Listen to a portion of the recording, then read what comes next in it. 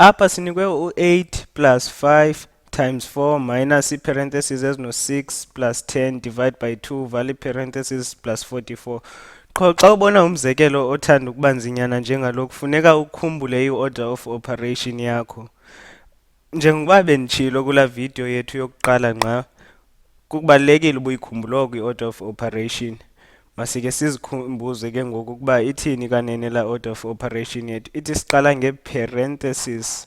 Ithini izibhale apha? Parentheses. Emva nazi i-parentheses zethu kulo mzekelo. Nazi ezinye. Emva kwe-parentheses senza ntoni kanene? I-exponents. Kodwa zikho ke ngoku i-exponents kulo mzekelo wethu. Ungabi naxhala wena ngoba nangona ungekaziboni i-exponents sisezozenza kweminye imizekelo. So uzozibona uba zintoni ezi exponents ekudala sithetha ngazo. Ngoko ke ungangxami.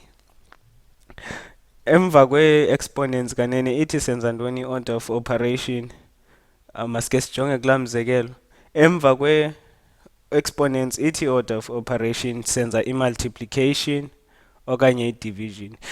Ndiyakholwa mhlawumbi usenongayiboni i-multiplication kulo mzekelo ngoba kaloku ayibhalwanga ngolu hlobo iqhele ngayo. Emva koko sigqibela ngo-addition kunye ne-subtraction. I-parentheses isoloko izezokuqala. Ikhothi ndiphinde ndiyibhale apha. Times 4 minus 6 plus 10 divide by 2 plus 44. Xa ubone i-parentheses ecala kwe-parentheses kufuneka ukhumbule uba i-parentheses ecala kwe-parentheses loo nto ithetha ukuba siyamultiplya xa kukhona i-parentheses ecala kwezinye i-parentheses. Ezi parentheses zilula ke ngoba phakathi kwazo sinenani kuphela elinye. Ngoko ke sizoba no-8 njengoba senditshile i-parentheses ecala kwe-parentheses zithetha ukuba siyamultiplya. Ngoko ke izoba ngu-5 multiplied by 4. U-5 multiplied by 4 ngu-20 ke. Sibe ku-minus. Ithi nditshintshe umbala. Mandifake u-yellow. Nantso ke sitsho sibhale eza parentheses ezinkulu. Apha kwezi parentheses ke ngokufuneka silandele i-order of operation ngoba sinento ezininzi. Masibe sizivala kwangoku sibeke u-plus 44. Sizoyenza kanjani ke ngoku le nto eno-6 plus 10 divide by 2? Mhlawumbi usenotsaleka uthi hayi ufuna uqale left kula 6 uthi plus 10 uthi 10 uthi divide by 2. Kodwa ke asizuyenza njalo ngoba kufuneka silandele i-order of operation. Futhi ithi i-order of operation soqala nge-division. Ngoko ke sizoqala senze u-10 divide by 2.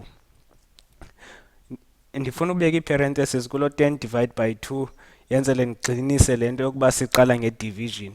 Ngoko ke sizoqala ngo-10 divide by 2. U-10 divide by 2 ndiyakholwa uba uyamazi ngu-5. Ngoko ke u-10 divide by 2 ngu-5. Ngoko ke sisashiyekelwe zizi-parentheses apha. Xa siqhubeka u-6 plus 5 ngu-11. Sizigqibile ke ngoku i-parentheses sehlisa konke okushiyekileyo. U-8 plus 20 minus 11 plus 44. Xa sesifika kwesi step ke ngoku sishiyekelwe yi-addition ne-subtraction. I-addition ne-subtraction zikwistep esinye ngokwe-order of operation. Ngoko ke sizovele siqale e-left ukwenza izinto lula. Sibe no-28 minus 11 plus u-44. Siphinde siqale e-left kwakhona ngoba sine-subtraction ne-addition. U-28 minus 11 uzosinika u-17 plus u-44. U-17 plus u-44 seyithanda ukuzicacela ke ngoku ngoba asilandele i-order of operation xa sifika apha. Phofu siyayilandela kodwa ke sinento enye qha ngoku asizuxhalaba. U-17 plus 44 usinika lo 61. Sigqibile.